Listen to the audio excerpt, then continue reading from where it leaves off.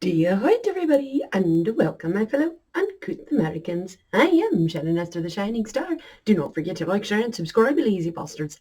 Thank you.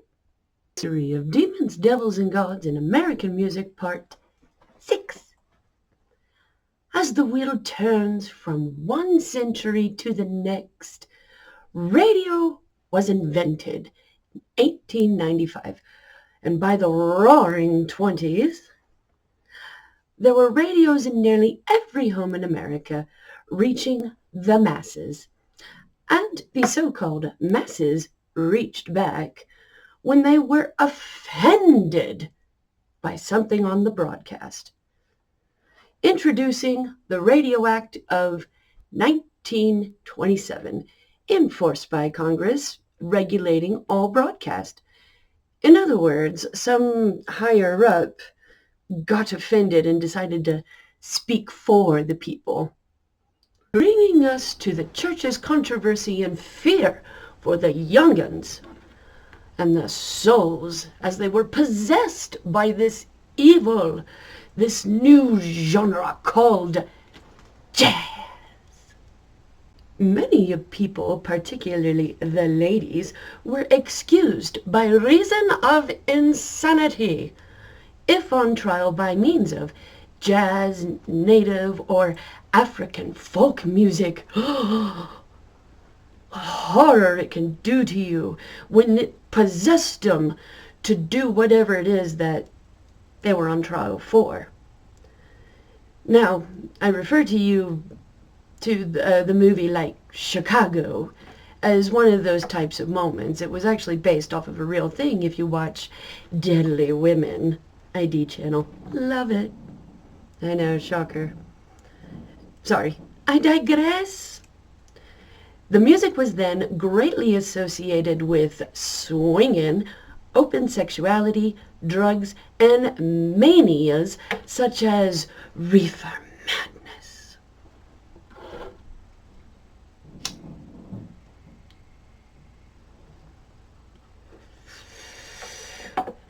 I nearly burned my eyelashes just now.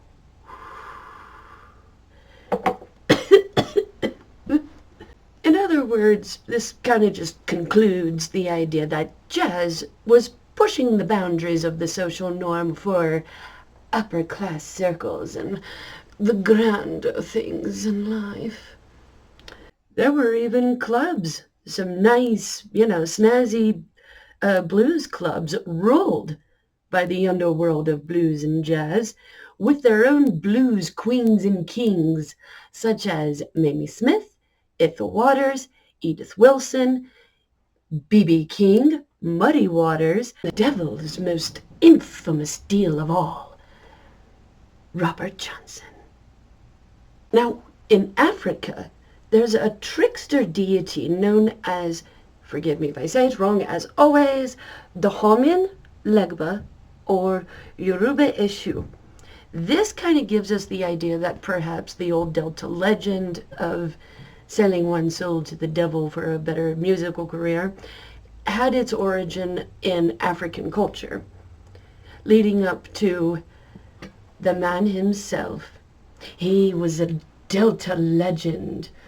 He appeared to you a tall, handsome, dark, usually black, of course, just this man with steely eyes and a deep, entrancing voice, hypnotic as any hoodoo witch doctor. Along with meeting this tall, dark, handsome stranger came the deal of a lifetime, an eternal lifetime.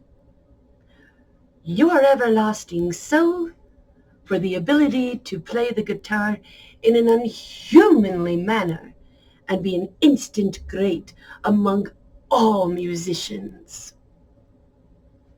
Sound familiar?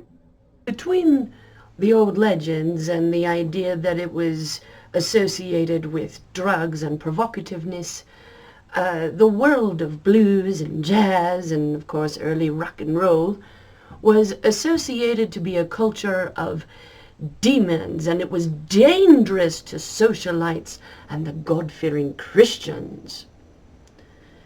Oh, and if radio stations in mostly rural or tight-ass communities dared to play this modern or jazz music, then their broadcast licenses would be revoked and the station would be properly overtaken and or shut down as the alternative. But do not fret, for the more that the church and courts pushed, the more people pushed back and wanted the new way of worshiping God, an enlightened world, and living a righteous life with fun music that hurt nobody but extremists or the mentally ill. Most of the time, personally, it was both. Even today. But I digress, and I am done. We are through. Silence to those who sold their soul.